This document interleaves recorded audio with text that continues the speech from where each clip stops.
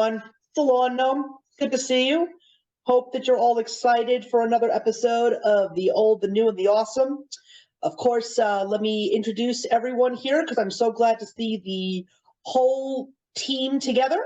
We've got Cammie. How you doing? Hello, I'm great. How are you today? All right, has been a decent day. Not too thrilled about the fact that I'm going to be losing an hour of sleep tonight, so I'm going to make the most of it. We got Stacy. How you doing? Good. And we got Gina. How you doing, Gina? Tired. Well, it's nice to have everybody together for this episode, but there is a little bit of bad news here in case nobody looked at my Twitter feed, and I'm going to guess that that was the case. This is the final episode of The Old, the New, and the Awesome. And it was a very tough decision on my part, as this is my brainchild. And I thought that this would be a really cool thing to do after I did a reformatting of my channel with my specific goals in mind, which definitely have taken shape. But to a certain degree, as much as I want to continue it, things are just getting a little too crazy now in the real world, and also because of the fact that I have a second channel that Cammie is actually happily a part of, and hopefully the rest of us all here would end up on that channel just to do a video or two, and that, of course, is That's Comical. I just realized that it was getting to the point where both of my channels were turning me into where I was before I wanted to change my whole format, and I was just getting a little overwhelmed. Because I'll tell you one thing, I'm pretty sure that Stacy agrees with me. Children are definitely a challenge, and they can definitely turn your world upside down from time to time.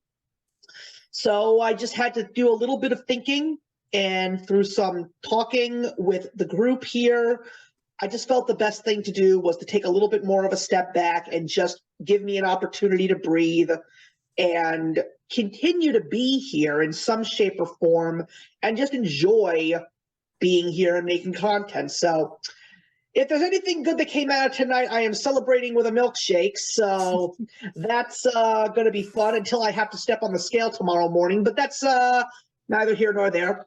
So I wanted to conclude this little adventure. There's no script. There's no specific talking points today. I just really wanted to discuss today how we got here. And there's a lot of different reasons. And, you know, it's really hard to imagine that taking a look at where YouTube is now, as opposed to where YouTube was when I met you three. Because all three of us, at one point in time, were making content of our own. We were communicating back and forth from time to time. And then we all ended up here because of all of these strange events that took place in this platform. And it's great that we're all here together, but when you take a look at the road that we've all traveled on to get to this point, it's not the greatest of pictures. So how did we get here? You know, I think that's the million-dollar question, because I, for one, will say that I'm really not happy with what YouTube is right now. And even though I am finding good things because I'm working with good people, it's still very upsetting to me. I mean, I'm so upset that the three of you are really not making the content that you used to, because I watched you all. I loved everything that you did. I loved your personalities. I loved the things that you talked about. I loved the common ground that we shared. And now this is where we are. So who wants to share? I'll go first because You know me, I talk a lot. Yep. I miss making content. I'll be honest. I really do. And I have grappled for the last 2.5 years about coming back to YouTube. There's a ton of reasons why I can say I haven't come back. But really it boils down to the overall atmosphere on YouTube. I mean, it got to a point where, just like many other facets in life, there were other content creators bashing other content creators based on what you chose to do. And if you chose not to bring everything that was happening in the real world to your platform, then you were hateful, you were racist, you weren't on the right side of the law, you weren't, all of these things that people were saying about you. And for me, and I will only speak for myself in this situation unless anybody cares to agree or piggyback off of anything that I'm saying, I don't create content to bring the real world to my channel. My channel was an escape. My channel was something that I did for pure enjoyment and pure fun. Any content creator that I chose to collaborate with was because we had commonalities, and that all of a sudden became a taboo thing. Oh, you can't be collaborating with people who think like you and are like you, because then you're one track minded and you're not going to grow. You're not going to be who you need to be in life. And then we had this really weird switch about 6 months into that theory when, oh, you need to diversify. You need to find people who are nothing like you. And it's like, can we stop? Because I'm getting whiplash from what I need to be.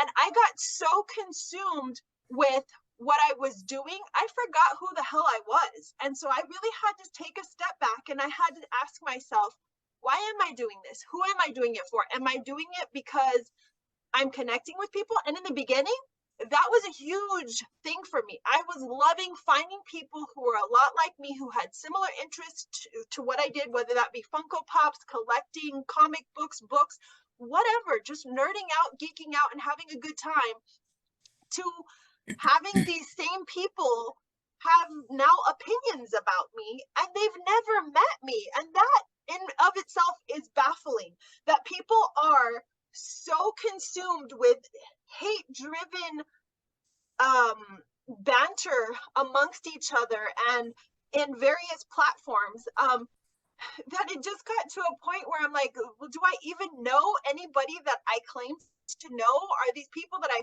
have as so-called friends even my friends? And then I started to question that. What is a friend, because I grew up old school. You meet somebody on the playground and you have something in common, you're friends, whether that's for the day, for the week, for the year, for life.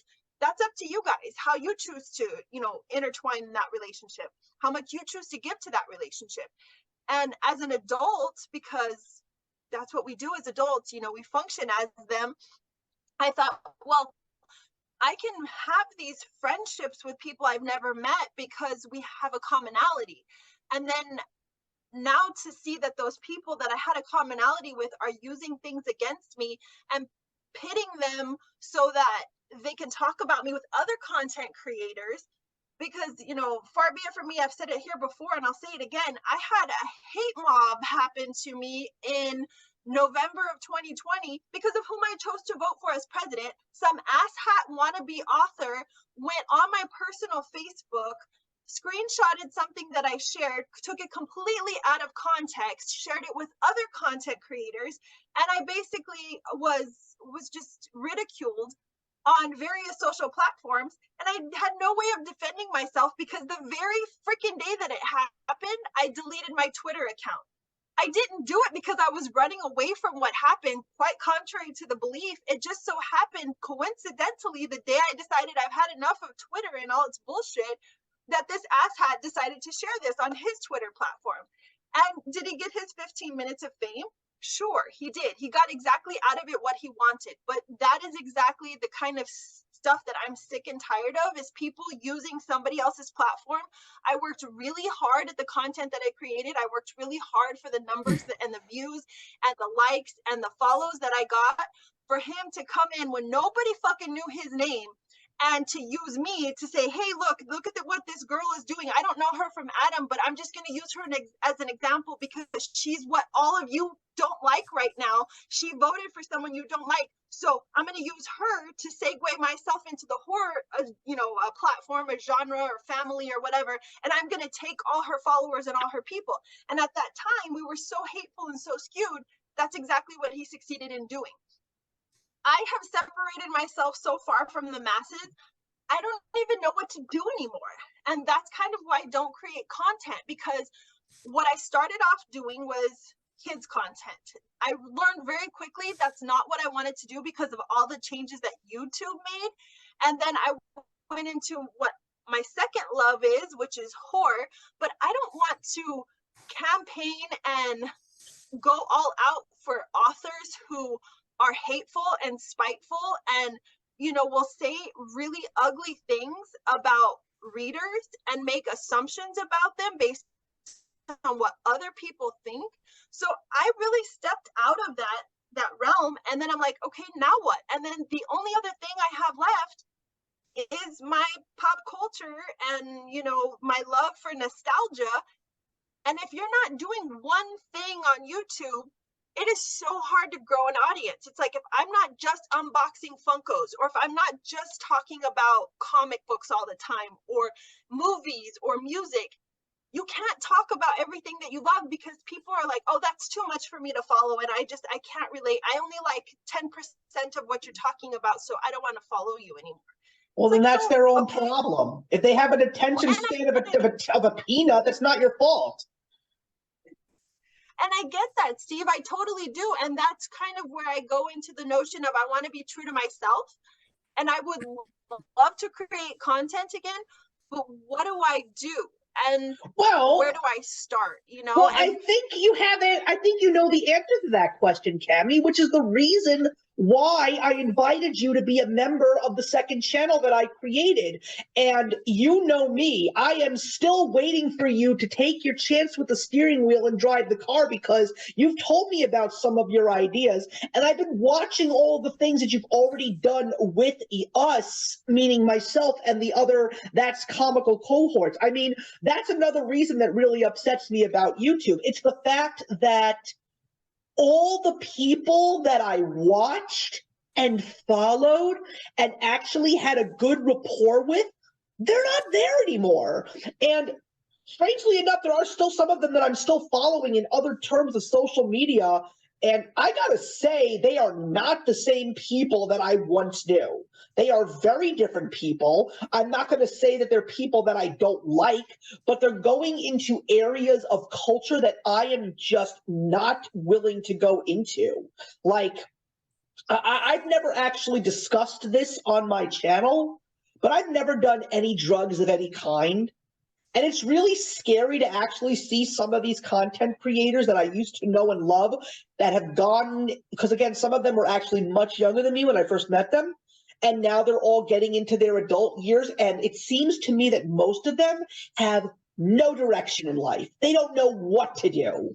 So they're doing all of these things that people with no direction want to do. And it scares me. I mean, I've always joked around with people, and they actually, if someone ever asked me, have you ever smoked weed? I always say the same thing. I'll only smoke it if it's free. I'm not paying for it. So that's why I never smoke weed. So as far as I'm concerned, it's not my area of enjoyment. It's not where I want to go. And you mentioned Funko Pops, Cami. Even Funko is in a bad place right now. That's why it's like so hard to go through life in a place where you're going for a place to escape, and you're just getting nothing but bad news. It's sad. Oh, I am so pissed at Funko right now, but we will save that conversation for another day. I mean, to the point now where I want to sell my stock. That's how much I am disliking this company and the decisions. Just sell the stock. Don't sell the Funko Pops. No, I will keep my Funko Pops because I really do love the brand. I love what they used to stand for, but I mean, kind of, in line with what we're having the discussion with today, you can love something and outgrow it, Yeah. And I think that so many of us have just kind of headed in that direction. And, you're talking about other content creators and watching them come and go. Those content creators that have completely disappeared were out of fear. They got thrown out of the platform because they didn't say or do exactly what someone wanted them to do, and they were straight up bullied. Let's just call it what it is. I Yeah. watched people be absolutely bullied, and I'm very Mhm. lucky that I'm as strong as I am, but don't get me wrong, what happened to me completely changed me for a very long time, to the point where I actually had anxiety going online. You know, who's online, who's watching me, who's still following me. And I still have some stigma to a point, but it took me about 2 years to overcome a lot of that. And for someone that, you know, as I said, I claim to be very strong minded and strong willed. I can just imagine those people that don't possess that same quality. You know, they were basically eviscerated. And then for those that did choose to stay and they became something else, they were only changing because they felt that they had to. They felt like they had to talk about certain things or read certain books or follow certain creators because they themselves would be canceled. So I saw so many creators that I loved become something completely different, and not Yeah. by their own choices, because they felt they needed to. And it's sad, you know. There's so many people that I just don't watch anymore because they're nothing like they used to be. Yeah. They're so different. And I'm Yeah. not going to sit here and bash any one given person or name names or anything like that, but the overall atmosphere of YouTube is so different than when I first started. And I don't know Yeah. when you all started your channels. I started mine in 2017, and I was loving, you know, even just changing it up every now and then, you know. But to go back to what I was, or to who I was a couple of years ago, I wouldn't. I don't see the need now to do collaborations, or, you know, even if I was to go back and say a booktuber, which I don't even know if those are really a true coined phrase anymore. They're still there, but I don't think I would. booktubers are still there, but I'll get into that a little bit later, because I'll just tell you one thing about the booktube community. There's only one word to describe it: boring.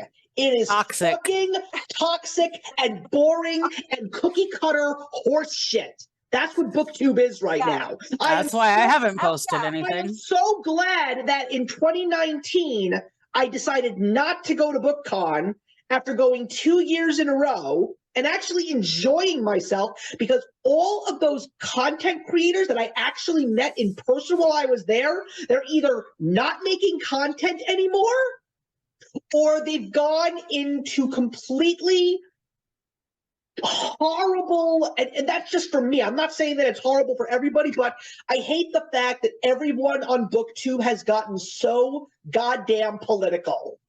They have to be politically correct, or they're afraid that they're going to get shunned. The fact that you're doing that just basically says that you actually are not doing these things as a content creator for the pleasure of doing it. You're trying to get something out of it. You're trying to make this your living. That's what they're really trying to do. I never quit my day job. Never have, never planned to. This was never going to be my career. And the people that were doing it for joy and for pleasure aren't there anymore. That's what really upsets me. I mean, Stacey, let me say something. You were one of the first YouTubers that I ever actually met in regards to building my channel. You're actually the first YouTuber I ever met in person. And Yeah. let me tell you, I always enjoyed having you come to visit Jen and I when we came down to Washington, D.C. and had a little bit of fun on the National Mall and going to the museums. I will always say that the Hirshhorn Museum day, that was the funniest day of my life, because it was just, we were all just looking at abstract art and we were like, what the fuck is this? How could anybody appreciate this? You and I had a common friend.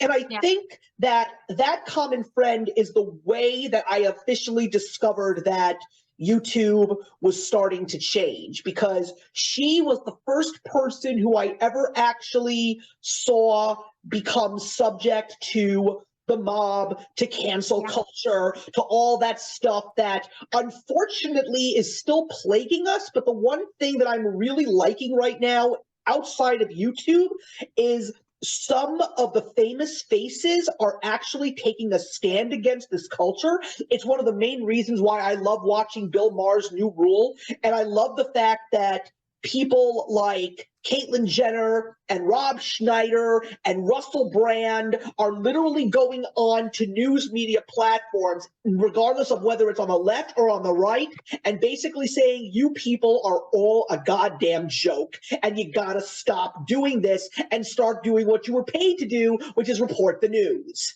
But Stacey, you never really blew up compared to some of those cookie cutter people because you just weren't reading the same books as everybody. And I would also say, honestly, I remember when you tried to dip into those mainstream favorites, I could tell as your friend and someone who shares your common ground, you didn't seem to really appreciate that these things that they were loving were really like shallower than a kiddie pool compared to other things that you knew were really great out there.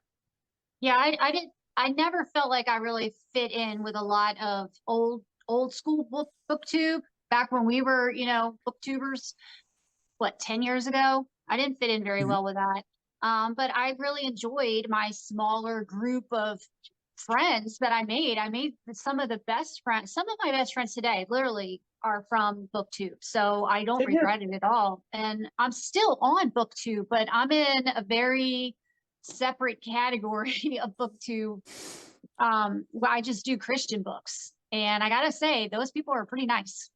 Well, there's nothing wrong with that. You found your niche. It's a very small niche, and we're all pretty nice to each other. We get along, and so we don't deal with any of that drama that is going on in the rest of the world. So I am very appreciative for that because I bowed out the same before Cammie or right around the same time as Cammie. I just bowed out because I saw the stuff that was happening. A little bit before mine. Yeah, a little bit. You bowed out in 2019. I bowed out in 2020. Yeah. And really, my intent in 2020 wasn't, again, what everybody thought. I mean, I started off kind of 2020 like everybody else did with the hopes that, okay, the weird apocalyptic vibe that we're kind of moving into is going to pass, right? It's not going to last this whole year. And then February passed, March passed, and then it just kept getting worse. And then by the time summer hit, the world went batshit crazy. And so I just kind of took a step back, and I never stopped, working with my business, and my business was just keeping me so busy that I'm like, well, I'm just going to focus in another area and just kind of let the world implode on itself and kind of see if this balances out. And it didn't. And then that's when my situation happened. And actually it was two situations, because I had the publisher debacle that happened in June. And then I had my stroke in July. And then I had the situation in November. And so it's not that I was in hiding like a lot of people thought. I was just trying to bounce back from life and just kind of get my bearings. And I thought, okay, well, 21, I'll come back at some point. And I fully intended in February of 21, like the full year, okay, I'll come back. And the whole atmosphere had changed so drastically. I'm like, do I even want to? So I just kind of sat it out for a year. Yeah, I mean, I still envy you to a degree, Cammie, because you had so many more heavy things hit you in the face than me. And yet I'm the one that always seems like I'm on the verge of busting a vein. And you're the one that's always talking me down, and I don't know how you do it. I will say, I think that my experiences and everything that did happen to me over the course of the last 2 years has really helped me be a better friend to people, because I can empathize now on an epic level where I probably couldn't have 2 years ago, because I know what mob mentality looks like. I know what defeat looks like. I know what exhaustion looks like. I know what battling health crisis looks like. So having dealt with all of that, I kind of just look at life through a different lens now, and I'm like, is that really life or death? Is this really something that I should be losing sleep over? And if it's not, then okay, World War III doesn't have to happen today, so let me take a step back and take a breather. And I just handle life differently. I'm not the firecracker that I once was, but there's still a fire within me. And I think that that's what drew me to this, Steve, and why I wanted so badly for this to happen, because I still wanted to have real conversations with people. I still wanted to be able to connect to things that I loved and things that I loved doing. And this was a great idea. This was a great concept. And also why I agreed to do That's Comical, because I just completely dove into comics head first because I was so sick of the book community that I Yeah. became such a comic book enthusiast, and I wasn't even expecting that. Well, comics are just so much more fun because there's so much, they're not, I hate when people say comics don't count if you're trying to read something. But let me tell you, I haven't picked up a book in almost 3 years, pretty much since the pandemic. If anything, I would read one book a year, because I'm not going to say that I don't get a thrill out of books. I'm in the middle of Brandon Sanderson's Reckoners trilogy. I finished the second book. I want to read the third book. It's a superhero kind of storybook, so it's definitely very interesting. If there's one thing that I could say that was positive about the BookTube community, it was the fact that I discovered the BookTube community exactly when I needed to, and that was when I graduated from my grad school and got my master's degree, and I had not been reading for pleasure because I had been focusing so much on my studies. So I wanted to know what was out there and what is being read. And if it wasn't for the BookTube community, I will definitely say that I am such a fan of Marissa Meyer's Lunar Chronicles, and I love the Renegades trilogy. I think those books are phenomenally good. I read Stephen King books. I finally read it thanks to BookTube. It was so nice. I read it twice. I also absolutely adore Brandon Sanderson. He is like one of the best authors I have ever read. And thanks to the BookTube community, I never would have known about BookCon, and I never would have went to BookCon, and I never would have met Brandon Sanderson. I met him, and he signed my book slipcase that my Mistborn trilogy comes in. And I still remember when I went to BookCon and all the booktubers that I was meeting, I said, I'm having Brandon Sanderson sign this. They're like, I never would have thought that. That is such a cool idea, because it's like when you get a book signed, you don't want to pick up that book anymore. That's like treasure. You want to encase it in plastic wrap or something like that. But that's why when I go to comic book signings, I don't have comic books that I plan to read signed. I have a reader's copy, and I have a copy that's going to get signed, and then it's going to go into a special box. But no, I would never have found out about these. And I'm going to eventually, I've got the Neil Shusterman Scythe trilogy in my case right over there. I want to read it. It looks awesome. It I sounds, need to read the last one. yeah, I'm going to read it, but I've been enveloped in comic books. And again, I got so into them because of the pandemic. The pandemic would have killed me if I didn't have comic books to read. And I just love it because comic books are a quick way to truly diversify your reading. That's what I love so much about it. It's so much easier to diversify the styles and the story types through comic books and manga. So much easier. So that's why I also love the comic book community, because there are so many people in that community that think very differently in political ways, in creative ways, in art style ways. But you want to know what they don't do that the BookTube community does? They don't butt heads with each other.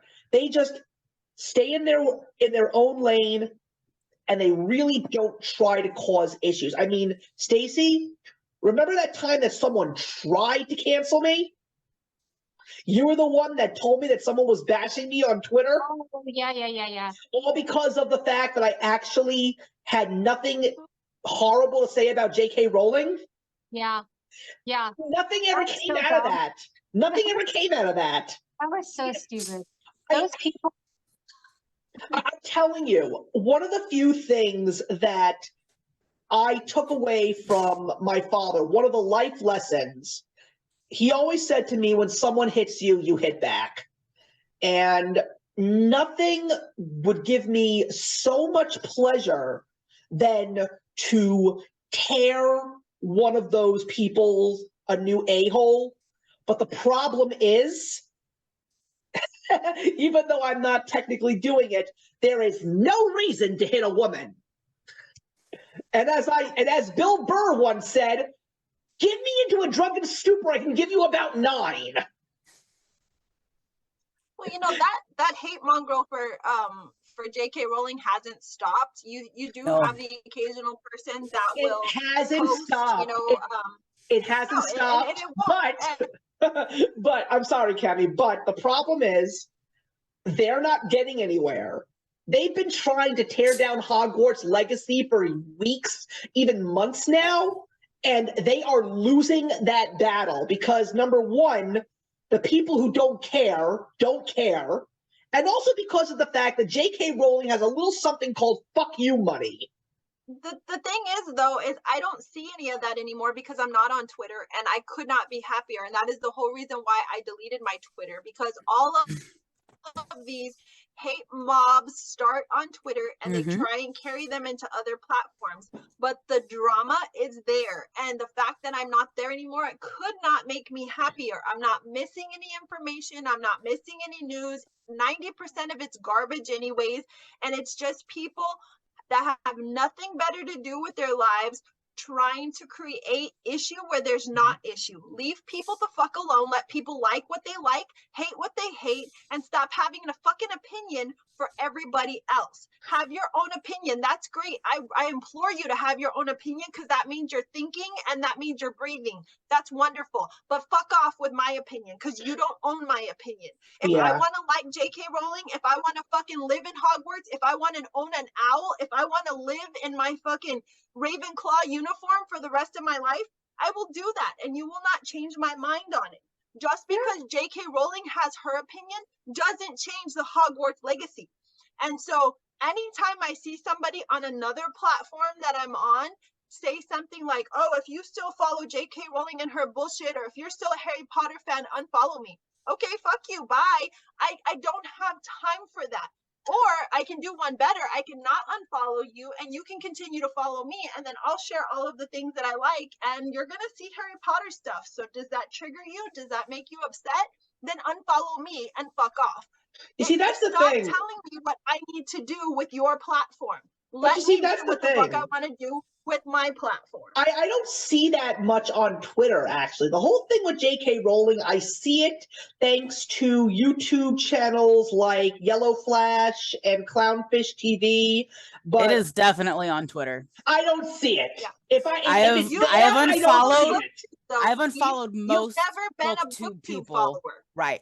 I have unfollowed most BookTube people because all it is drama. Most of my Twitter feed now is actual friends that I'm still friends with, movie people, and game people. Like, I don't follow a lot of book accounts anymore, and the ones that I do don't do drama. And but you know, I still see all of the J.K. Rowling stuff, and a lot of it's because they're either retweeting it or just because I follow Harry Potter stuff in general, and like I've been unfollowing people that because it makes me upset. I'm like, I don't care enough to tweet about this. Like, why are you being a hypocrite saying, oh, if you like this, you're this kind of person? It's like, okay, well, what about all the stuff that you like? I'm sure I could find something wrong with something that you are into.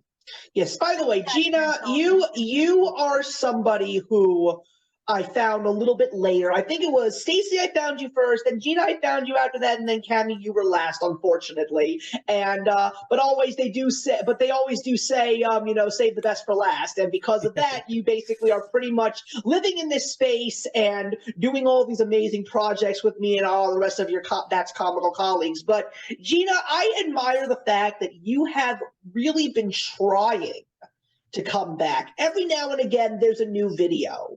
Every now and then, like one or two a year.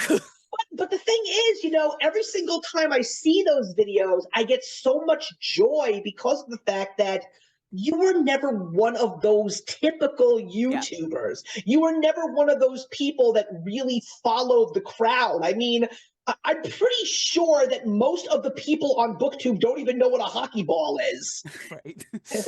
I followed a lot of the big booktubers, and then a couple of them like I kind of have become friends with because we live in the same area and we were always going to book events together, but like I never really got into that, and like I never cared about making my channel for followers. I just did not care. I was doing it for myself, and it got to a point where I just got too busy and the community got too toxic to really care. And so like it's real disheartening trying to get back into it and then seeing all of the drama and seeing everybody just hate on everybody else. And it's like, Yeah. so what if I want to like this book or not like this book? The thing like Throne of Glass keeps getting brought up to me, and I'm like, I tried 3 different times. I cannot get into that book. I'm not going to force myself to read something if I'm not enjoying it. And like I even have a coworker who's just like, you need to read Throne of Glass, you need to read. I'm like, I'm not going to. The book talk says it's like the best book ever. It's So awful. I had like the Best writing in book it is so ever. bad, and like I enjoyed the ACOTAR series, and I think it's because it's done from like a different perspective or something. I don't know. I tried the physical book of Throne of Glass. I've tried the audiobook. I've tried the ebook. Do not care. Sorry, if you call, that, if you that call, author was just under scrutiny for Oh, she's- something she did to well, I know she's been under scrutiny many times in the past. I've never read the series. I have no interest in it. I'm not a big fantasy person though. But some booktuber just tried to put her on blast for I guess being anti-Semitic in her personal no, personal if account you're or something like if you're talking about Sarah J. Maas, which is the author, people are blasting her because she's pro-Israel. Now that offends me as a Jewish person who has a love for Israel as well, who has been to Israel 17 times in his life, had his bar mitzvah at the Western Wall, who loves that country with all of his heart, to hear the fact that people can be so hateful towards the Jewish community Yeah. and get away with it because they always say the same thing. Anti-Zionism is not anti-Semitism. Bullshit. That is anti-Semitism to the fucking max. And you don't even realize it. I mean, don't forget how hypocritical YouTube is and how they're constantly under scrutiny by the United States government. They will take you down if you say something that is not pro-trans, but they'll let ISIS put videos up on their platform all the time. We are So totally ass gonna backwards. we are going to totally get reported from this video. I don't care. I really don't. I'll always have the original. Oh, hi, Kitty. Hello, cat. trying to take the camera down. Yeah, but I also remember when it's also funny because this was not, because I mentioned the first time someone tried to cancel me. The second time people tried to cancel me was when I tweeted about my vote in the 2020 election, along with my reasoning as to why. How then dare you? And then there were so many people that, well, I still think one of the funniest things was I saw a couple of people actually tweet. They didn't mention me per se. And maybe that's just because of the fact that I never did anything to rub them the wrong way or ever try to be spiteful or hurtful towards them. But I know for a solid fact that maybe 1 or 2 of them were talking about me. And they basically said that I was selfish.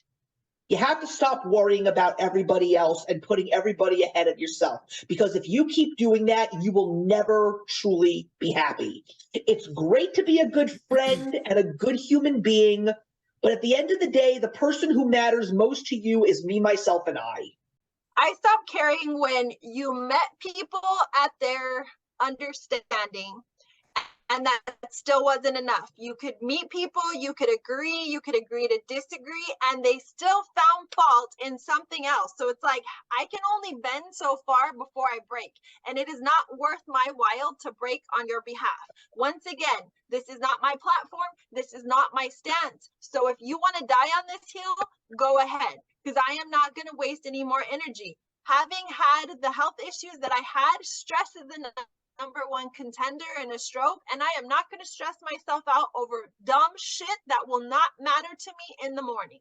So booktube for whatever reason, will find fault in everything. And then once they hash that out and run it through the strainer a million times, they will revisit their own bullshit and find fault in that until there's nothing left. And I just don't understand that. You can no longer just read a book and talk about it, whether you like it or dislike it. There's going to be people in the comments that have something negative to say. It's like, oh, well, why didn't you do this? Why didn't you that? And I think a lot of it for me was also, like Gina was saying with her Twitter account, it's who you follow. I think once you start getting rid of all these toxic people, It helps. even your comments, Yeah, it really change, does. you know, and it's crazy to say that, but at some point you kind of have to step away from the community that you wanted to be involved in just to do what you love, because otherwise you're never going to get any air above water, you know? So Yeah. that for me was a big reason. And it's not that I stopped reading. I mean, granted, comic books are my main thing, you know, that's the thing I read the most, but I read like a crazy fiend. I'm just not reviewing and talking about it at the same speed that I was. And there are some authors that I will never, ever, ever talk about again because of how they treated me during that area of darkness, as I like to call it, because they showed their ass. I'll never forget it. I'll never publicly talk about it, but I will never read them. You're neck deep in comic books, Cammie. I swear to God, I created a monster, and I am so grateful and to a extent a little upset because I still get very guilty about how much money I apparently make you spend. I'm really sorry about that. A lot of damn money. But you know something, Gina? I'm really glad that I had you show up on the show here for the last couple of episodes, because the truth of the matter is, Gina, you really have a lot of great things to say about everything else besides books. And that's what really makes me upset over the fact that you're not making content on your channel, because you have so many great opinions and you have so many good things to say. I mean, I know that Cammie wasn't here when we talked about the menu. And I finally saw the menu, and it was one So of the good. most original breaths of fresh air that I have watched. The minute I turned off the television on HBO Max when I watched it, I bought it on DVD. Yep. Because that is something I am going to watch, and I'm going to find something new every single time I watch it. It's so bizarre. That's the best way to describe that movie. It's bizarre, but it's original. And at the same time, the people who I knew tried to call me out in an anonymous way after I did what I did on Twitter. I took a look. I'm still subscribed to some of their channels only because of the fact that I know deep in my heart that they're not the worst people in the world. So I just really wanted to see what's been going on with them. And what I have noticed is almost none of them had any major amounts of subscribers. And now I'm discovering something else. And I've noticed it for the last couple of years. And I'm still trying to figure out what makes it so damn popular that keeps BookTube above water. What the hell is Reading Sprints all about? That is the most asinine idea for a video I've ever seen in my life. Why? People are doing videos for that? That is a Twitter thing. Why does everyone watch people sitting in total silence reading books? I did not realize that was a video thing now. It used to be Twitter. What is interesting about that? Seriously, you would have just as paint dry. The point of They Sprints started during the was pandemic. for readathons. Right. They started during the pandemic, though. Okay. And that's Yeah, why I wasn't they making took off, videos because then. people had nothing better to do than sit at home, and so there was a lot of people making I wouldn't call it irregular, but just abnormal content. And so that's where the sprints kind of came into play. Okay. I still think they're so the dumbest videos on boring. planet Earth. You're basically just sitting there listening to air. I mean, it's not even an ASMR video. It's just freaking white noise and weird. rustling of pages. But yeah, it's boring as shit. Yeah, that was two things that I discovered during the pandemic. I discovered reading sprints and ASMR videos, and I am not going to discuss anything about ASMR videos because it is inappropriate. I will not say a word about ASMR videos. I don't want to know. No, you don't want to however, know. There's one particular ASMR content creator, and I'm sure you've heard of her. Her name is GB, and she's Yes. my absolute favorite. I actually have a YouTube's of her. That's how much I love her. But she is just very creative beyond ASMR. I mean, she is just very imaginative. She cosplays. She does all these really exciting things. So she takes it to a whole nother level. And to be quite honest, she's one of the only ASMR content creators that I watch. So I mean, it's not something that I go to, but it is very soothing if you're you know, kind of just in a moment and you're you know, out there and you've got some nerves going on. ASMR will kind of calm you down a little bit. So it's just Yeah. nice You to wanna listen to know- in both ears. You want to know what calmed me down for the last 2 months? I watched the entirety of Boy Meets World. That calmed me down. I did that at the start of the pandemic. Do you listen to That- the podcast? I actually do, and I love it. It's a I good podcast. love I'm not caught that. up, but I'm enjoying a it. podcast person. You know, I'm not really much of a podcast person, but I love listening to Danielle Ryder and Will just talking and just talking about the show, talking about The life behind the in general. scenes. Oh my God, the episode when they got Lee Norris on. Oh man, Minkus. I love Minkus. That was a good episode. Yeah, and Will Friedle, I got to tell you one thing. Will Friedle is a riot. He is such a funny guy.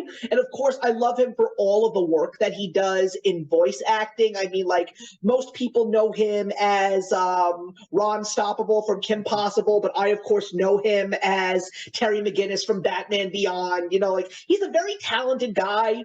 And I just love the fact that now they're just reminiscing, and even Ryder Strong is trying to show his son the show. I love it. And I just finished it today. I actually— Too many shirts. Yeah, too many shirts. And I never actually saw the entire series in its entirety. I watched it in syndication, and I He never— does a lot of other content with Chrissy Romano on YouTube also. Yeah, she does it too. She does it too. And I just finally watched the entire show in its entirety, and what a great show. It really was one of the greatest family TV shows of the 90s. It really was. And I mean, William Daniels, you know, what a man. He is one of the greatest. I actually remember that the first year that I went to BookCon, William Daniels was actually there signing books.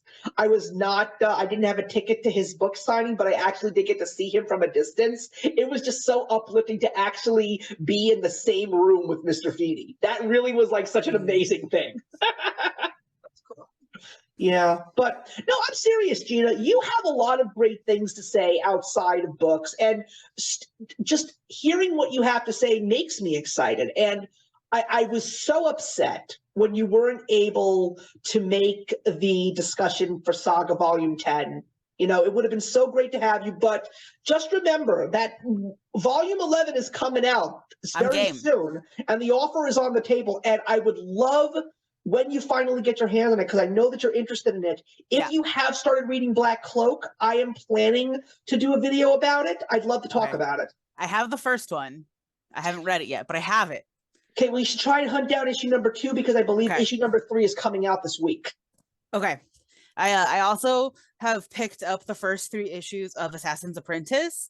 It's one of my favorite fantasy books, and I'm really excited they're making comics out of them. Oh, that's so cool. it took me a while to hunt down the second one because they didn't have it. And so like I had to call, and then they had to call another store and get it shipped. And then we had a ice storm and I couldn't go get it. I'm like, they're gonna put I think I'm the only one in this room that really has not had any snow in his area. I mean, I think that we haven't had snow, we've just had ice. Yeah, the one time we were supposed getting a lot of bad weather lately.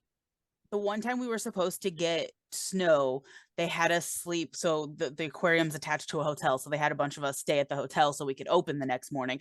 And like we didn't get hardly any of the snow that they called for. Like there's no reason for any of us to stay in the hotel. We could have driven Yeah, in just fine. we actually had our first real accumulated snow last week. My area had about 6 inches. And I had to obviously go out and shovel. And, the other thing that I still will say is the fact that another one of the things that's also really relieving me of my stress is the fact that I'm still working from home. I am very grateful that I still have that opportunity to do so. I really don't miss going into the office at all. And I really don't feel that wasting 2 hours for commuting is useful. Those 2 hours are now dedicated to work. And I also still love the fact that because of the fact that I'm working from home, I am now still very much a Wednesday warrior, a term that I have not used on That's Comical yet, but that basically means that you go to your comic store on New Comic Book Day and you buy your new book. So yes, I am at my comic store every Wednesday morning and I'm picking up my new books and I'm chatting with the guy who runs my store. Oh my God, he got me to laugh so hard the other day. He was in the back where all of the computers were and the storage, and he had one of the other people manning the front desk. And so all of a sudden he comes out of the room with a stool in his hands, and he says to me, "Hey, Steve, I have that stool sample you asked for." I died. I love those kinds of jokes. I really, really do. We had someone today at the aquarium, so I do photos of the green screen and stuff. And we guests come in and go, "Okay, we're gonna have you guys hop over here to this first screen. We're gonna get your picture." And this woman looks at me, she goes, "You don't want me hopping up on anything." And I'm like, "Ma'am." And she goes, "I'm sorry." She's like, "Yeah, that's just a terrible joke." I'm like, "I haven't heard that one yet." Even heard of this, but I don't know if the site even still exists. But there was a site on the internet called Out Loud in New York. Basically, it was a site where people would actually post things that they heard on the streets of New York City. And I remember this one that really made me laugh. Basically, a guy was basically listening to a mother scolding her son on the subway.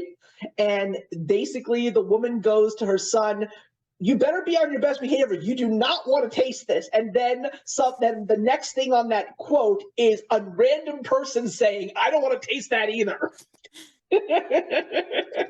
But, Stacey, I also got to say, I really wish that things didn't go in the direction that they did, because I personally think that one thing that YouTube is truly missing is our friend's voice. I have to say that I truthfully loved her channel, and I wish that she was still very much an active YouTuber, because I feel that if the three of us did something together, that would have been dynamite. Yeah, I think the three of us would have had so much fun. I agree. Her Star Wars video was out of this world. When That's she still, broke down the movie. and you want to know something? I actually had a great conversation with her after I will never forget that video. The Force is Asleep. That was the title. And when I was doing my 10 for 12s, that video was one of my top 10 favorite YouTube videos of all time. Because what was so funny was I went to see that movie and I had fun with it. I liked it. And then I watched her video and I was like, and I watched the video like, oh, fuck, she was right. Yeah, she was right about all of it. And I was like, I have no taste. She caused the first domino to fall in Star Wars land, because now Star Wars is one of the most least favorite science fiction fantasy franchises in popular culture today. Yeah. I mean, Star Wars is one of the main reasons why $30 million of Funko Pops are ending up in a landfill right now. Because how many baby Yoda Funko Pops can you possibly make that people are actually going to want to buy? Now, I'm not going to say, and I'm not trying to make you feel bad, Gina, because I know that you're wearing a Grogu shirt. I do know it. I see it. But it's you just need one. That's the only one I have. I don't have one, actually. I mean, I'm watching The Mandalorian, don't get me wrong, but it's not it's not as good as the Bad Batch. I think that Dave Filoni's animated work is so much better than the Bad live Batch is action Star good. Wars I'm stuff. not caught up with this season, but it Season is 2 has been good. incredibly good. I'm a couple weeks behind.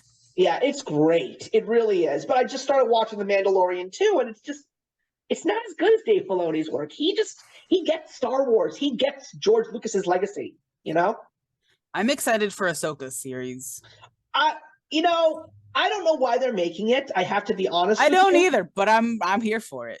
I mean, when you take a look at what Kevin Feige just did with the MCU, like how much he just cut back because he finally realized that a lot of people have just given up on the MCU since Endgame.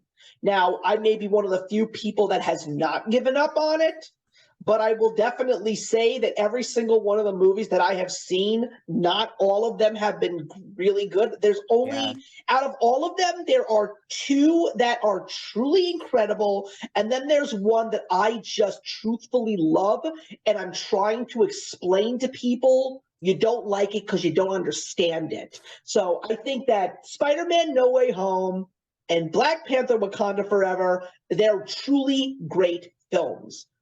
The Eternals is one of my personal favorites. The Eternals was fun. I just feel that in order for you to truly understand the Eternals, you just have to understand the comic books.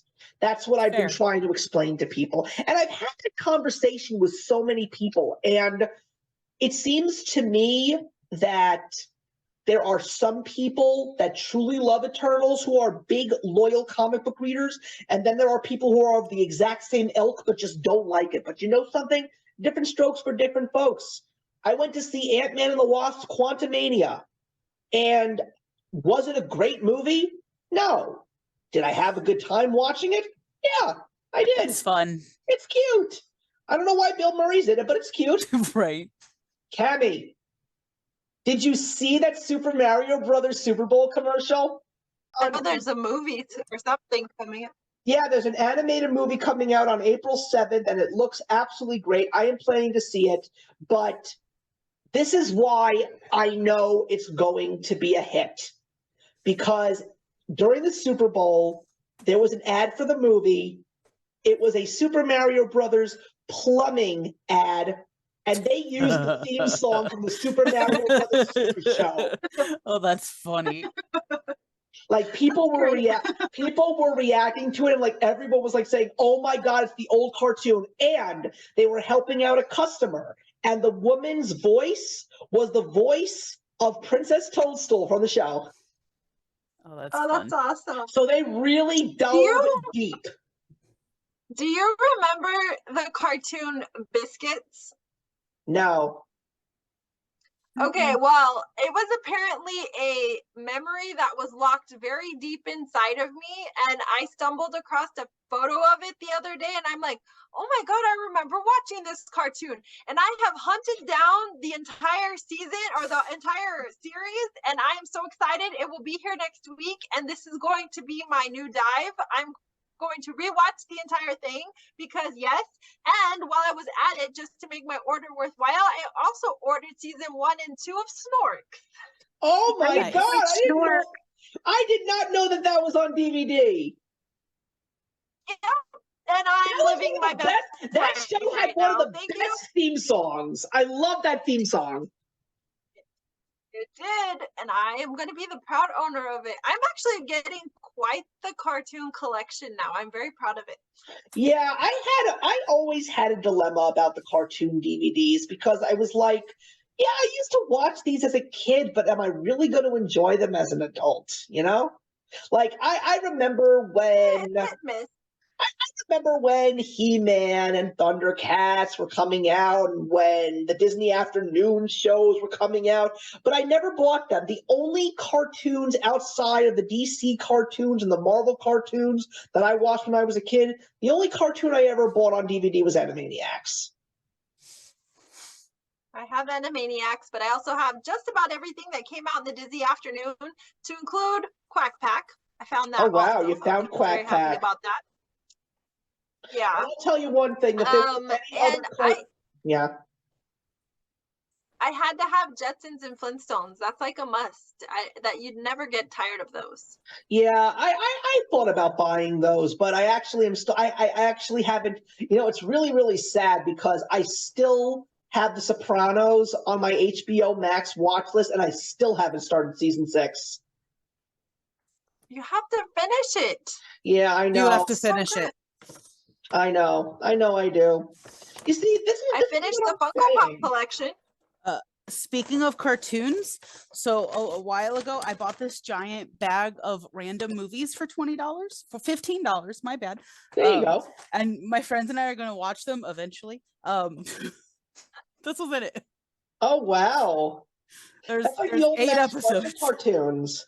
They're actually remastering those on DVD and Blu-ray soon. Oh, nice. Yeah, I mean it's I think it's a big anniversary year. I mean, I know it's the 85th anniversary of Superman, but Like a lot of these are going to be crap, and I'm excited. But you see, this is the thing that I'm saying. I mean, it's like look at the conversation. I really thought that this was going to be nothing but discussion filled with vitriol and whatnot. And it's like we didn't script this. This is just coming from our hearts and our passions, and that's, I feel, something that YouTube has long ago since lost.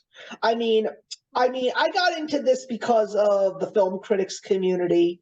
BookTube came later, and none of the people that I watched who were film critics are even here anymore. And even though there are still some that are out there that have never left, like Rachel's Reviews, she is still one of the people who I call the OG, and my goodness, has she really done great for herself. But there were so many great people that just loved talking about this stuff, and it's just really sad that YouTube is just a very unwelcoming space these days, especially if you're a new person and you're trying to get into it. I mean, I don't even know how new creators are even managing to be successful these days. It feels like everyone's on TikTok. Yeah, what's really sad is I hate the fact that I was right. I said that TikTok was going to be the next fad of the new decade, and I am just praying for the government to ban it because I hate what that has become, because I don't necessarily feel that YouTube is making kids do stupid crap. TikTok is really showing me how much serious trouble we are in our future. Like, I truthfully am weeping for the future. Because what these kids are doing, because of what they're seeing on TikTok, seriously, Not just seriously, TikTok, though. I mean, seriously, social media as As a whole is very toxic. seriously. And it's a time waster. Mm-hmm. People waste so much time sitting on social media, watching videos, sharing content. It's got to the point now where you can be on one platform and all you see is content from another other platform, because platform. people aren't creative enough to create content for that platform, that they've got to steal the stuff that they made on the other platform on this one and then spread your feed with that. So my point is it's not just TikTok. TikTok is a time waster. TikTok is, it has produced a lot of very negative things in our society, but it is a direct reflection of parents aren't parenting anymore. It has nothing to do with what the children are doing. It's what the parents aren't doing. And this again goes back to our society as a whole. We have a bunch of children that are basically parenting themselves, and you have a lost generation of adults that don't know how to be adult because they were coddled in their adolescence and their childhood. We do have a selective few that I do have hope for our future in, but social media as a whole has ruined humanity because we no longer know how to be empathetic. We no longer know how to speak to people. We no longer know how to apologize or to be kind or to spread happiness and to champion for people and to do all of the kind things that we should do. We do all of the things that are wrong in our world, and I don't understand why. Yeah. We spend so much time The being social- hateful and Yeah, you're- bashing on people for wanting to be kind and spread kindness. You're absolutely right, Cammie. Social media has done one of the worst things to this world that it ever could possibly do. It made bullying easier. Yeah. Because you can be anonymous now. And I'm telling you, I mean, I'm sorry, let me just finish my thought, Gina, and then I'll let you go. I just want to say to all of those moms and dads out there, please go hit your kid. Just like literally slap them right across the face and tell them who's boss. I am a firm person who wants to tell people it's time to bring back the belt. You really need to bring back the belt, and you need to show them who's boss. I never got the belt as a kid. I did step out of line, and let me say that I got what I deserved. And even though when I was a kid, I was not the happiest person with those results, but when I take a look at myself now in my early 40s, I realize what a little bastard I could be sometimes when I was a kid. And if it wasn't for me having parents who raised me right and really let me know that when I stepped out of line, nothing good is going to come of that, I just realized all of the things that I could have done if I didn't have people who raised me, who actually were my parents. I mean, Chris Rock literally just said that on his Netflix special, which I watched and loved. I was so glad that he made that special. And I loved the fact that he finally told everybody what he really thought about the slap at the Oscars last year. I was parented by the old school Western European style of parenting. You stepped out of line, mom and dad were going to let you hear it. I mean, these days, there's no child in this country that is shaking in fear when their mother says, wait till your father gets home. You know? It's very hard for parents to parent and to be the disciplinaries when your government is going to treat people with respect for being, disorderly and misbehaving in public places and doing things that are just, unfathomable. There are things that happen in public that people get away with that would not have happened 20, 30, 40 years ago. So there's a lot of things that need to change in this country. Parenting is certainly one of them, but you cannot hold parents 100% accountable because our government is showing their ass on a daily basis that things are acceptable that should not be acceptable in our society. So, I mean, I don't want to get too terribly political here, but it's just it's the nature of the beast, and we have a lot of changes to make, but it starts with us, and we need to start taking responsibility for who we are, what we stand for, and what we believe in. And that's what I did, and kind of full circle as to why we're here and why I'm not making content. I really had to find myself again, and I really had to just ask myself, who am I? Why did I start this journey? What does this journey mean to me? Do I still want to do this? And yes, there are a lot of elements of this that I still love. Obviously, I'm still a collector. I'm still reading. But I don't know if that necessarily will transcend and translate into a YouTube channel, because again, it's so hard to have a gambit of interest on that platform. And it was never about subscribers for me. I could never care less about the subscriber counts, because if you really pay attention to your numbers, you get way more views from non-subscribers than you do from actual subscribers. That is very true. And that's pretty much the case across the board with all social media. I mean, if I look at my Instagram, my penetration and my likes and views and watches on my content for Instagram is again by non-followers, not followers. So I could give two shits who chooses to follow me or not. It's who chooses to engage with me. That's a completely different ballgame. But anyway, Gina, I feel bad because we've been cutting you off on so many occasions. You really have a lot of stuff to say, and I really want you to say that. I don't remember what I was going to say now. Oh, I think one bit was like the bullying thing, like social media. I was talking with a friend a couple weeks ago, and because he is very, very anti-social media, has none of it, and which is fine, to each their own. And I'm like, see, I see both sides. I love social media. Most of my best friends I met because of social media. Like my in real life friends don't have many. Most of my friends, like I started my YouTube channel because I wanted to make friends with people that had similar interests That's as why me. we 'Cause all all did. of We right, found our like I wanted to people. find We readers. found our people, and then everybody hated each other. Right.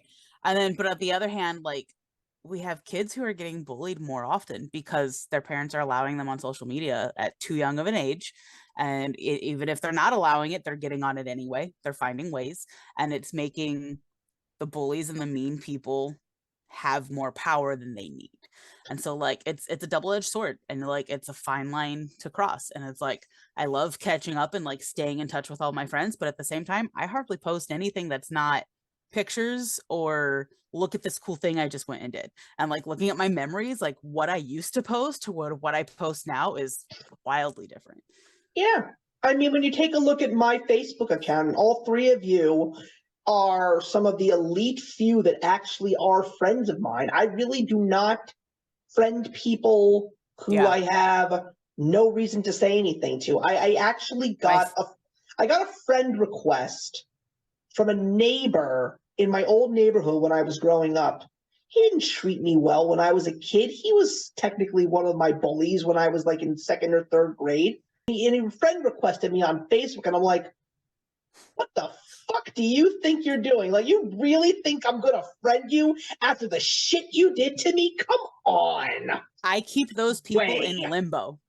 I don't accept it, but I don't decline it either. Because if I decline it, they'll just send another one. Because that's happened before. So I just keep those people in limbo. I'm like, you don't deserve access to this, and I'm not going to let you have access to send me another friend And I request. don't understand what Facebook's deal is. Now they actually send you people you might be able to be friends with. I'm like, you're literally picking my friends now? No, it's like if you're going to be a friend of mine on Facebook, it means if you're not a family member, you have to have a seriously large amount of my trust. If I trust you, consider, and this is not me trying to sound like I am the god of this world or anything, but it's like if you actually get a request from me, or if I ask you if you want to friend me on Facebook, that means that I appreciate you for the person that you are, that I trust you, and more importantly, that I want to talk to you. Because one of the few things that's so difficult about YouTube is that, you watch people's content, but you never really get that opportunity to know the Have a back person. and forth. And it's also really funny because, I remember when the days of the internet were just beginning. I mean, my first internet access was AOL version 2.5. And I remember the first thing that my mom said to me, don't you dare think about letting people on the other side of that computer know who you are, because you have no idea who you're talking to. And look at what social media has basically done. Now people are actually finding friends. Look, I am one of those few people that met my wife through online dating. It's really sad but again, online dating then is not what online dating is now. Online dating right now is disgustingly pathetic. At least when online dating started for me, you actually had to talk to the person and get to know said person before you actually went out on a date. But it's just like, I don't need thousands of friends. It's quality over quantity for me in every shape and form, with everything that I hold dear to myself. You three are people who I know. I've known you for years now. I trust you. I'm so glad that I got the opportunity to meet one of you. There are two people here that I would love to meet in person one day. The only thing that I'm afraid of, Cammie, is that if you actually came to New York and you and I finally got to meet each other in person, I'm afraid you're never going to want to go home because you're going to be having too much fun. But Cammie is a lot of fun. But that's the thing. I mean, that's something that I didn't think I was going to bring up tonight, but I want to say that the fact that you and another mutual friend practically saved Cammie from a BookCon hit mob or to a Oh, yeah. certain degree, you know, she's Yeah. very lucky to have friends like you. Well, I had a great time Stacey and I meeting got her. the I'm so pleasure glad of we meeting got to in meet. person. We had a blast too. I mean, Stacey was like, "Screw this book con," or what? I don't even know what the hell it was called. It was what was it? Book, I don't know, book shit. I don't know. It was book shit. That's exactly what it was. Y'all West or something like that? What? No, I forget. It's not even important. She's right. We're gonna call it book shit. That's what we're gonna call it from here on out. But we had spent a lot of money to be there, you know, and for it to turn out the way that it did, and for people to show their ass and to behave the way that they did, I really wanted to get our money out of it. And Stacey was like, "No, fuck that. They don't deserve your time, your attention, your money, your anything. We're gonna get out of here and we're fucking going to Disney World." And that's what we did. And I am so grateful for Stacey because I had the best time of my life. She completely took all the shit away, and we literally had the best day ever. I really wish we would have done that day one, and we just would have said fuck it on day one and went for 2 days to Disney World, because I think we would have had more fun there than we did at that stupid ass book event. Was it Yeah. BookNet Fest? I think that's what it was. Yeah. I went there you go. the first go. year, and yeah, but I had more fun going to Universal and Disney. Yeah, those And I did people at the were actual some kind of hateful. They were Yes. some of the meanest, most judgmental people I have ever seen. And they And- get up on stage and talk about, So how we fucking be cliquish. so kind and diversity and blah, blah, blah. But they were just nasty. I still remember that when I went to BookCon, and I remembered some of those creators that were on the panels, and I've seen what they are doing these days, and some of them have some serious issues. Yeah. It's really, really sad. They did And- then too. They just weren't all completely out in the open then, but they were the Yeah. same. Yeah, and I think the other interesting thing is the fact that BookCon is now officially canceled. So there's really no event that's really being done in New York. So, you yeah, know, I'm real glad BookCon came to Chicago. Like the first year I started doing BookTube videos and found out about it, it was in Chicago, and it was like I dragged one of my in real life friends with me, and we went, and it was fun. But yeah, but you know, and then there are people that I know who I met through BookTube who are still doing BookTube videos, and I envy them because of the fact that they are also in their own little niche. So all of the vitriol and the slander is not even going anywhere near them because of the fact that those types of people don't want to read what they're reading. And That's true. That's oh, where yeah. I'm at. They don't read my books. one of those Yeah. people happens to be Andy's wife. She's been on BookTube for a while now, and she talks about classics. Oh, then I might follow her because I follow a lot of classics people. She The is classic the- people are nice. She is one of the sweetest people that I have ever met. And if it wasn't for her, I never would have met my friend Andy, who is like one of the nicest, warmest people who I have ever met. And Cami has basically said to him numerous times that she wants to live in his head for a day just because she loves everything that he says. He is just So the wittiest, and he's got the greatest personality too. You know, he's just a very Nah, pleasant he person, is. and he fills the room with joy. He really does. yeah, I still remember the first time that I actually met him. It was after his wife and I met the first time because we just wanted to see if we were actually going to have good conversations and whatnot. And after just meeting, she said, "Okay, I think we all need to get together." She means, "I want to meet your wife. I want you to meet my boyfriend." They weren't married at the time, but I'm happy to say that I went to a YouTuber's wedding. She is a wonderful person, and her husband now, who is one of my nearest and dearest friends, Cami has met him via YouTube conversations. Awesome people, absolutely awesome people. They don't care about this stuff. I mean, don't get me wrong. One of my favorite things to discuss with Andy is we talk politics when we get together. And as two people who have the tendency to butt heads, but also agree on so many points, I always say to him, I have to say, I'm really glad that I'm actually able to talk to you about these things. He goes, What are you talking about, man? We're two mature guys here. We can agree to disagree. I'm not going to think anything less of you if you think in a certain way. I know the person that you are. You're a good guy.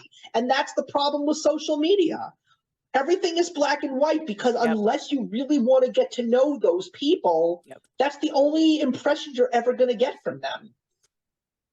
People are so consumed with making people happy to like them because they think that they're not going to ever have followers or likes or be able to participate in things, that they will literally change themselves to fit into these molds. And I wish more people would hone in into being genuine and to genuinely being who they are, because I think they would find that they would not only find their people out there in the world and their genuine friends, but they would actually be happier content creators because they would be creating stuff from the heart and not because they think it's what everybody wants to see. I couldn't tell you how many times I've seen content creators say, whether it be in a short or like a little thing they type up, oh, what kind of videos do you want to see? Just fucking make what you're gonna make. Yeah, make what you want. Oh my God, yeah. I've said that so many times. Every single time I saw a video of someone saying, what do you want to see? That basically, I say the same thing. The minute you get onto a camera and you speak those words, your channel no longer belongs to you. It is now theirs, and they can do whatever they want with you, and you are going to be miserable for the rest of your time on this platform because you just can't figure out what you want to be here. YouTube, to a certain degree, should be your own personal path of self-discovery. You should learn about the type of person that you want to be there, and you should never let people make you feel otherwise, because, I remember when I was in high school, and I remember that there were those times where I wanted to be popular. And who the fuck wants to be popular? Seriously. Being popular is so stupid.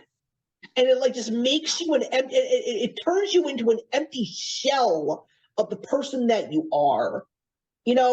One of the few things I would disagree with you to a point, because I will speak to only my high school days. I was a very well-known and maybe popular kid, but I was genuine, and I was friends with everyone from every walk of life. I don't care what you did, what you were into, whether you were a skater, a poser, a theater nerd, a geek, a band person. I had so many friends from so many different facets, and for me, it was those were all pieces of me, and all of my friends were a reflection of something that interested me. That didn't make me fake, but I think where people get off the rails when it comes to popularity is they try very hard to become what that niche that they're trying to fit into wants them to be. When I was in high school, I could hang out with band people, but that doesn't mean I could play an instrument. That doesn't mean I could play music. I was the same in high school. I was that band kid. High school. I was the exact same person in high school. I never had any beef with any of the cliques. Everybody knew who I was. I was liked. It's better to be liked rather than be popular. I think there's a difference. Being the band kid, I think you can be popular and not be a poser. I think you can be popular and be kind. I think you can be popular and be genuine. I think that the idea or the concept that if a popular person is popular, they're not a nice person. And that's not true. And popularity is for the birds. I mean, I don't care if I had 1,000 friends. At the end of the day, most of those people I consider acquaintances now, because they weren't my friends then and I didn't see it. I mean, everybody's your friend when you're young, but when you look back on it, my friends were far and few in between. I could hold my friends in the palm of my hand, and those friends that I still have them today because I vested time into those friendships. just like the friends that I carry on this platform, because I'm giving the time to my friends. I'm saying, hey, I genuinely like you. I like the content that you create. I think we can be friends in real life. And I vested the time into those people. So popularity is what you make it. Again, it's just like a subscriber count. It's a number. It doesn't really make a difference either way. It's just what you do with it. Gina, you were on the verge of saying something, but before you get into that, I want to know, what instrument did you play? Trumpet, and then I did percussion for 1 year. My wife played the viola. Nice. I started with clarinet, and then I switched to flute. Hated the flute. Absolutely hated it. I was decent at the clarinet, but my mom wouldn't buy me one because I was borrowing the instrument from school. And then a friend of mine got me to talk her into buying me a trumpet, and that's what I stuck with. But I was going to say, this is another conversation I had with another friend recently. So a girl that I went to high school with recently started working at the aquarium, like back in November or something. And so we've been talking, and like we actually graduated the same year, and we started talking. We were talking at lunch the other day, and it's like, we never really, like, we knew each other in high school, but we never were really friends in high school just because we weren't in the same cliques. I was a band kid. She was a choir theater kid. And like more often than not, we butted heads for no apparent reason. But it's just like you kind of stayed in your section. And like a lot of times, like what I was going to say is like being that band kid and being in that clique, a lot of times you're in that clique because you don't have time for anybody else. I had so many friends that weren't band kids that got mad at me because I did not have time for them. And I'm like, we have school 8 hours a day, and then I'm at practice for another 3, and then I have to go home and do homework, and then I have competitions on the weekend. It's like, yes, my band friends are going to be more closely my friends because I'm with them almost 24/7. And like she agreed because she had that with choir as well. And so it's like, it's just weird, like thinking back on that, like the popular kids kind of peaked in high school, like the mean popular kids, like peaked in high school and are like now trying to make up for it and be nice to those of us that they bullied. And it's like, no, you don't get that. I am my genuine self, who I still was in high school, and you did not like. You don't get to like me now. I was actually very fortunate about the high school that I went to because, for the time they were really ahead of the game. They had a very, very strict bullying policy. They were expelling kids who beat up other kids, like literally throwing them out of school. So there were never any points in time where people were picking on anybody. And if they were, there was serious trouble to be had. But it's true. Those people who were deemed the real popular people, I've seen them and I've heard about their lives, and, thank God they're all not in horrible places, but some of them have, put on a little weight. Some of them have lost their hair. Some of them have been divorced. So it's also like, it's really sad. It's also, we were talking because I asked her, I was like, did you go to the reunion? And she goes, no. And I go, yeah, me either. It's like, anyone that I want to see and talk to, I still see and talk to. I actually went to my 20-year high school reunion, and I gotta say, I really had a good time. It was fun catching up with everybody. I was always more friends with the older kids or the younger kids. I never really made friends in my year. So I just didn't care to go. Yeah, it was, I just figured, I had a good time in high school, thank goodness. Elementary school, I remember when I was invited to the elementary school reunion, I never went. I had a horrible time in that school. But high school, I had a great time. And what I loved about that was because of the fact that I was a new kid. Nobody knew who I was. I was able to start fresh. And I had a friend already in the high school, or two, and I got to make some new friends, and it was great. But to see all these people at the high school reunion was really, really nice. Everybody was just so glad to see each other because it wasn't a big school. It was a very small school. So everybody knew each other. Yeah, well, that's private schools for you. You don't really have more than like 100 kids in your class. So my graduating class was like 600 and something people. Yeah, I didn't have that, but it was nice. Have you both meet? My graduating class was 2,000. Damn. Well, that's because everything's bigger in Texas, Cammie. Everybody knows that. Actually, I didn't go to high school in Texas. I went to high school in New Mexico in a very rural farming community, but we just had all of the surrounding farming communities that came together. So that made up the number. So yeah, no, I was a rural kid. And so I went to Okay. private After grade Six school. of them were pregnant. In my wow. graduating, and they put them all together in their cap and gown, and they were pregnant walking down the. It was Yeah, it but was so bizarre. what's also very interesting? It's like, when I go back and take a look at, the people who I've met through this platform, I mean, the people who I truthfully still am with, and also the other thing that I am noticing, the people who are still connected with me through YouTube and are part of the BookTube community, they're also the people that never really went with the crowd, and they pretty Mhm. much did their own thing, and they're still doing their own thing. They're not really changing it up. They're still just keeping the status quo, but they're not gaining many subscribers. And you want to know what the best part is? They don't care, because they're just doing what they're doing for fun. And these are the people that were fortunate to be on the baby tour when I was on family leave, and reaching out to so many content creators saying, do you want to meet the baby? Do you want to meet the baby? So they all got the chance to meet the baby, and that was so much fun, just because a lot of them knew that fatherhood was one of the main reasons why the whole format of my channel was going to change. And it took a little bit longer than I thought it would be because of the pandemic. The pandemic, just mental health and like that all went out the window, but it happened. And it's crazy to believe that in a little over a month, I'm going to be having a 1-year-old walking around here, hopefully walking at that moment as well. She's crawling, but we're waiting for walking. It's fun. It's fun to watch this little girl grow. And the truth of the matter is, I don't need YouTube anymore because she is my biggest fan. But look, I think this might be the best time to wrap it up. But it's sad that this is going to be the last time that we do this. But I am glad that you guys gave it a shot, tried to make this as best as it possibly could be. And I'm just hoping that at the end of the day, when I officially turn off the recording button, that you're all just going to say, that was some fun times that we had. Yeah. Yeah. I've had But- fun this last year. All good things must come to an end, as they say.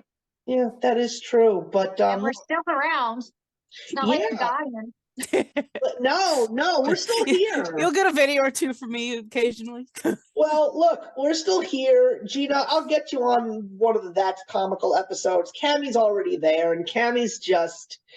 I'm down for Saga. It just did not happen this last time. No, listen, look, one of the few things that true friends that I've made on YouTube is we all agree that the life that we have outside of the platform is always going to be more important.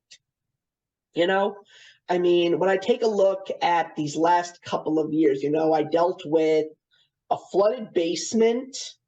I dealt with my wife having our baby, and I dealt with just trying to adjust with this life, with trying to figure out how to take care of a little human.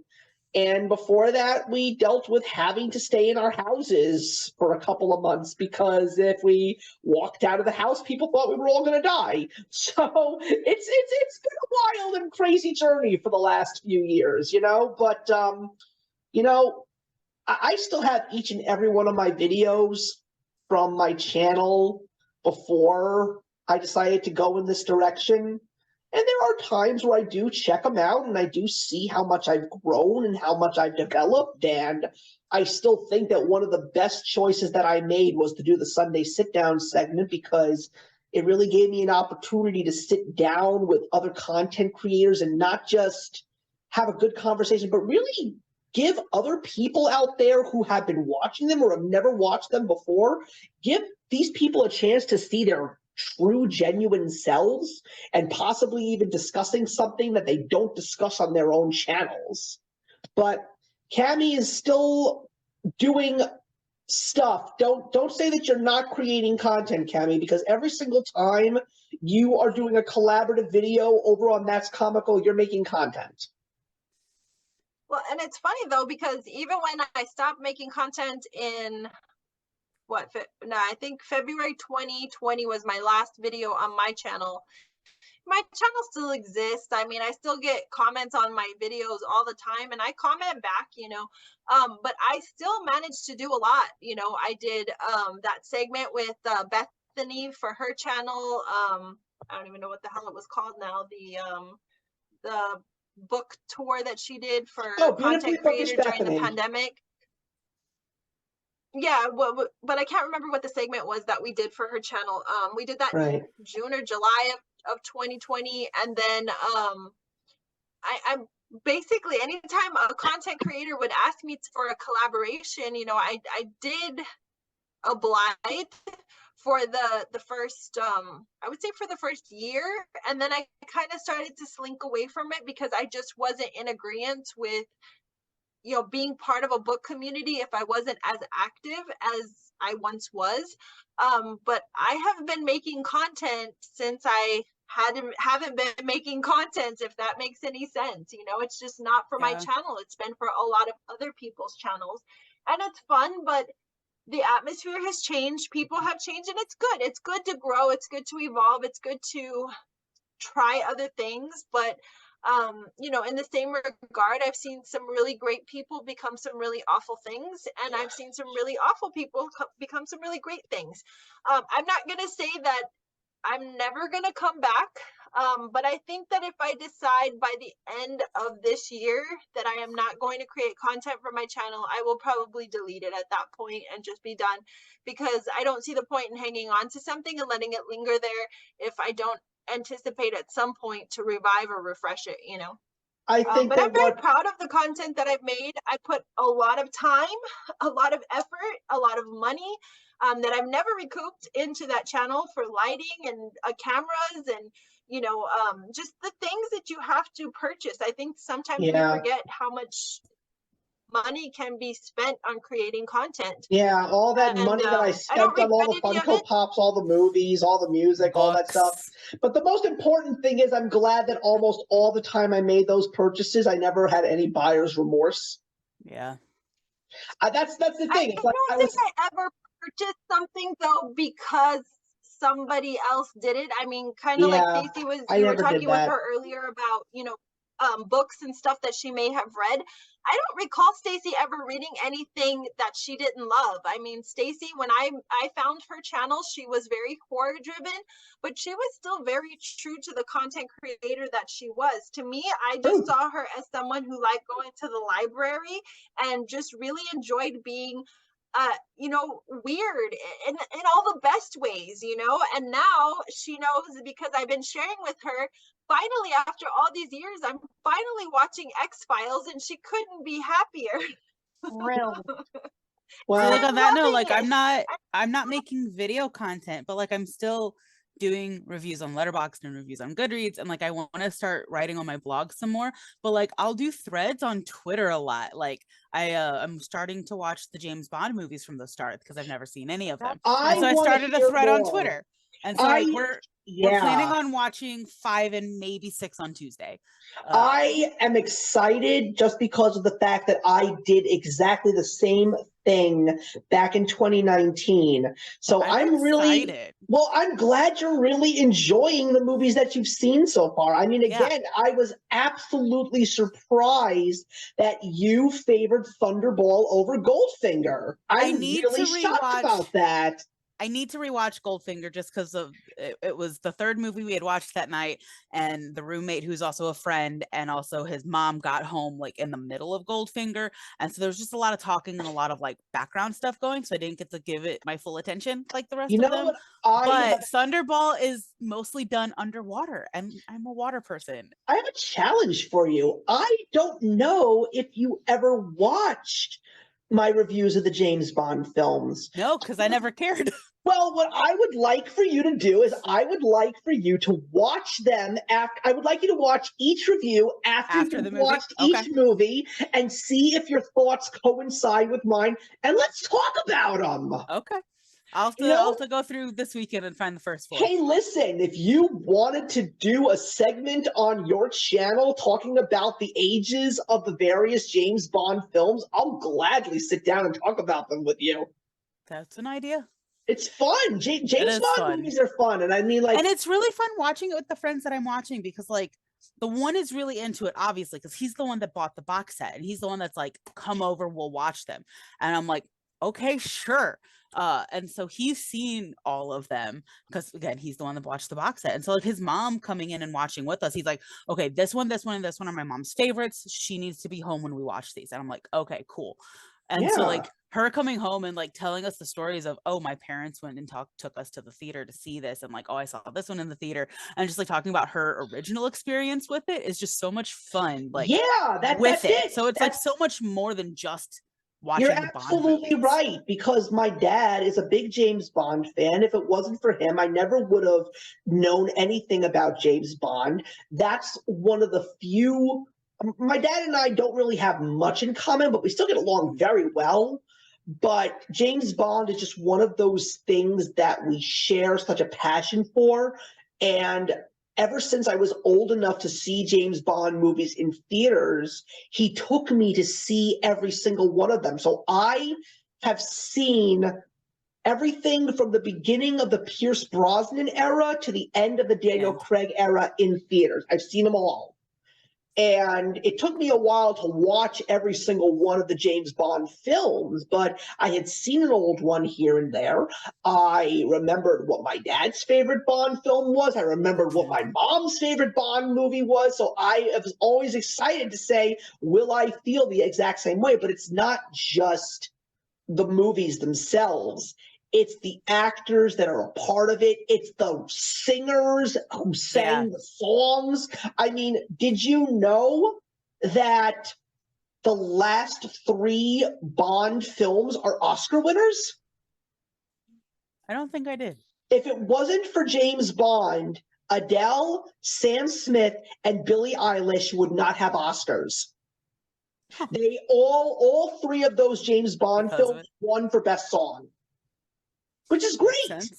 I love it. That was another thing as we were watching. Like, I think it is Goldfinger that starts with the songs, and like so he put in Goldfinger and he goes, "This is where we get the songs. The songs are gonna start," and like got really excited, and then like started telling me all these fun facts about it. So it's been a fun ride so far. Actually, the first Bond film to actually have an official song is From Russia with Love. The only problem The only problem is the song is not in the intro credits, it's in the ending credits. Right. But anyway, Stacey, I know that you are not living in the same place that you lived in when we came down to visit you. So it is going to be a little sad that when Jen and I come back down to DC, we will not be seeing you. That's one of the few things that sort of makes my heart sink a little bit. I'm in the same house. I thought you moved to Tennessee. Well, we bought a house in Tennessee, but we don't live there. I still live in Virginia. Oh. Yeah. Are you coming? We actually haven't came to a decision yet, but we just literally brought up the possibility of coming next February. Oh, well, let me know. Yeah, unfortunately, the little one will not be with us. It's just going to be the 2 of us. Yeah, because she's still too young. We have grandparents to pawn her off to. Yeah, no, we definitely, I mean, we haven't traveled since 2019, and the last time that we did travel, we were actually in DC. That was the last vacation that we took. And I just like randomly asked my wife, like, for a vacation? Why not? Because there are a million better places than DC.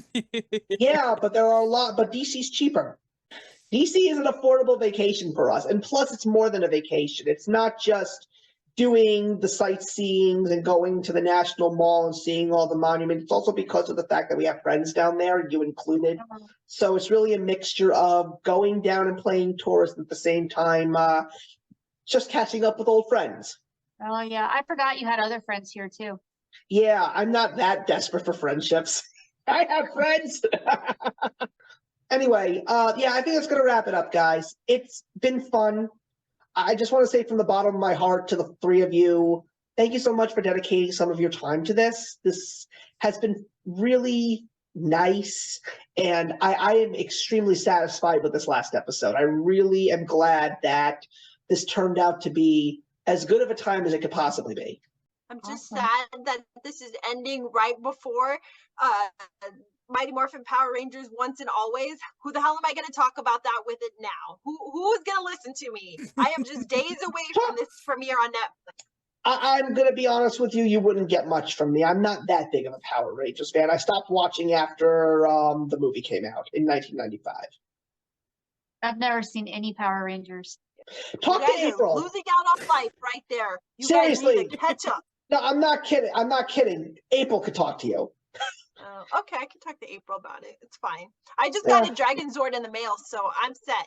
Either way, I'm good. There we I'll go. just sit here and play my magical tune, you know? Well, listen, You guys think I'm Cammy, joking? It's big. no, I'm not. No, I can see you walking around your farm with that damn flute, playing that song. I can see it. Exactly. Cammy, listen, you'll be back on this channel soon because we do have a Funko video we do want to put together. But anyway, everybody, thank you so much for watching. Please leave a comment in the box below and please like the video. And if you want to throw a hate comment down there, just beware. I'm going to mop the floor with you because I have no shame.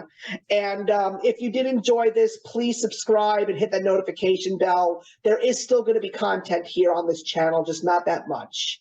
But in the meantime, everybody, thank you very much for watching. And I'll see you when I see you. If you enjoyed the video you just watched, feel free to leave a comment. Also, feel free to subscribe if you want to be up to date with our latest videos. Thank you so much for joining us today, and we'll see you in the next one. Actions speak louder than words.